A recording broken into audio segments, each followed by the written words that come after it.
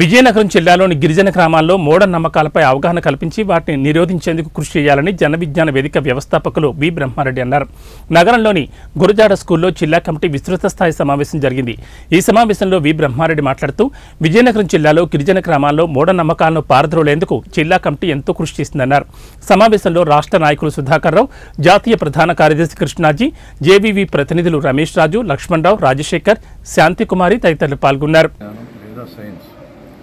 ఏదైతే నిరూపించబడిన దాని ఆధారంగానే మనం పనిచేయాలి అనేది మా దృష్టి. దీన్నే సైన్స్ వాదం అని కూడా పిలుస్తాం. రెండవది భారత రాజ్యాంగం యొక్క ప్రియాంబల్ అంటే పీఠిక, అందులో ఉన్న అమూల్యమైన పదాలని ఆధారం చేసుకొని ఈ దేశంలో ప్రజల జనజీవనం ఉండాలని మేము భావిస్తున్నాం. ఈ రెండింటిలోనూ ఉన్న కామన్ అంశం ఏంటంటే సైన్స్లో ఎక్కడ కూడా కోట్లాది పేజీలు ఈరోజు సైన్స్ గ్రంథాలు ఉన్నప్పటికీ కూడా అందులో ఎక్కడ ఒక్క పుస్తకంలో కానీ ఒక్క పేజీలో కానీ ఒక్క వాక్యంలో కానీ దేవుడు, కులము, మతము, ప్రాంతము, స్త్రీలు ఎక్కువ, పురుషులు ఎక్కువ ఈ సబ్జెక్ట్ ఉండదు. కాబట్టి మా పని విధానంలో వీటిని నమ్మకాల కింద పక్కన పెట్టేస్తాం. వీటిని ఆధారం చేసుకొని మా పని అయితే ఉండదు.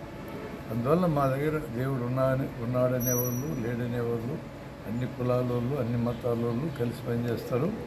భారతదేశం ఐక్యంగా ముందుకెళ్ళాలంటే ఈ విభేదాలని పక్కన పెట్టి కలిసి పనిచేయాల్సిన అవసరం ఉంది.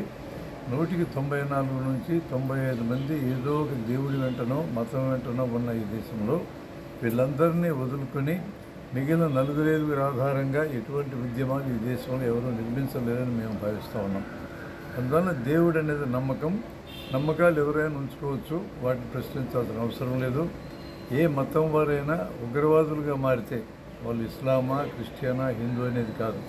ఉగ్రవాదులుగా మారితే ప్రపంచానికి ప్రమాదం, ప్రజలకు ప్రమాదం.